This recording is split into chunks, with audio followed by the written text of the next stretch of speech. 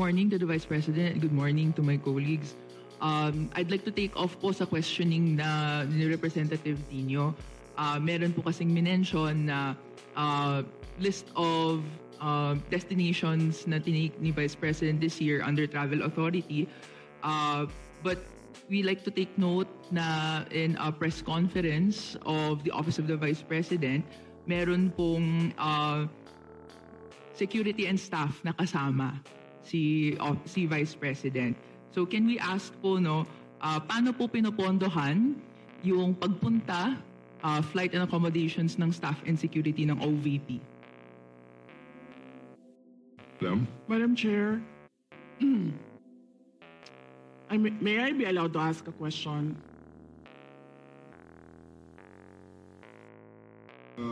Depende sa nature, Madam Vice President. Yes. Magpinsan po ba si Congressman ko ngayon tsaka si Zaldi ko? Ano po yun? Gusto ko Mr. lang Chair, I can malaman. answer. Are they relatives? Please answer, Congresswoman Rene. I have no familiar relation po to Zaldico or to Representative Zaldico or any of their relatives po. Thank you, Madam Chair. So, Madam Vice Chair. President, please go ahead. Yes. So, we are talking about the international travels as of July 31. So, for two travels in Southeast Asia, for the security, it's 474,646.93 pesos. And for the OVP personnel, these are for two trips, 463,733.6 for a total of 938,379.99. For one trip to Australia, for the security, it's 438,383.26. And for the OVP personnel, it's 206,988 for a total of 645,371. For the Middle East and Europe, three trips, the total is for the security is 2,922,869.98. And then for the OVP personnel, that's 329.47 for a total of 4,748,199.45. For three trips in East Asia, the security budget was 1,141,937, and for the OVP personnel, zero, because they did not join these trips. And the total is 1,141,937. The total for 9 trips for both the security and OVP personnel is 7,473,887.70.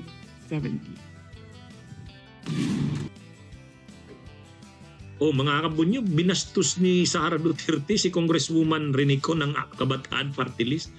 Nag-appear si Sara sa pagdinig ng Kamara doon sa kanyang budget. Nag-appear. Kaya lang, nung tinanong ni Congresswoman ko, tama naman yung tanong, valid naman. Yung po bang mga travels nyo abroad? Sabi ni Congresswoman Renico ng Kabataan Party List. Bugada to eh. Tanong niya, yung po bang mga biyahe nyo abroad? Paano yung mga pamasahe, yung security nyo, accommodation, saan po galing ang gastos nun? Valid naman na tanong yun eh. Valid naman na tanong yun. Ang sagot ni Sara, Madam Chair, pwede po ba ako magtanong? O di syempre, pinagbigyan siya. Alam niyo kung anong tanong ni Sara? Anong sagot niya? Sa halip na sagutin, ininsulto si Renico. Ang sabi niya, may I know kung si Congresswoman Renico ay kaano-ano, relative niya ba si Congressman Saldico? Alam naman natin yung ganung pang-iinsulto. Ha? O siyempre, sinagot ni Congressman Renico, hindi. Wala akong kaugnayan kay Congressman Saldico. Pero hindi dapat ganon ang actuation ng isang, o ang gagawin ng isang Vice President. Ayaw niya talagang binubusisi ang kanyang opisina tungkol sa mga paggastos. Ayaw niya.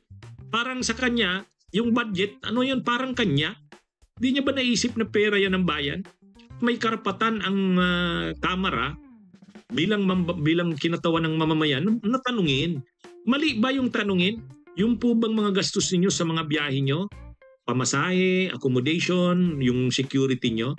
Yan po ba, saan po ba galing ang ginagastos doon? Paano nyo po yung sasagutin mo yun. Tama yun.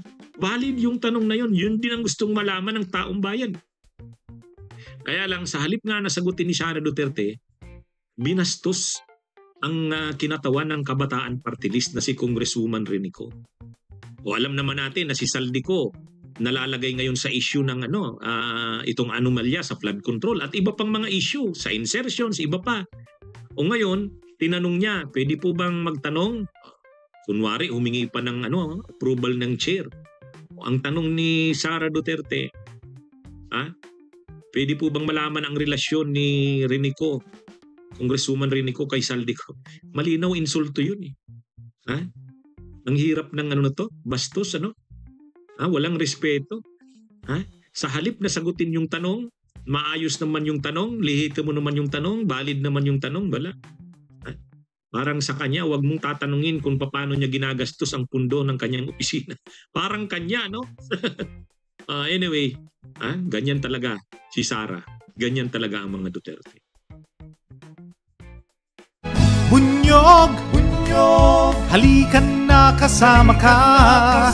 Bunyog, kapag buklod ay may pag-asa. Luzon, Visayas, Mindanao, isa ang pananaw. Sa bagong Pilipinas ang bunyog isisigaw. Bunyog, bunyog.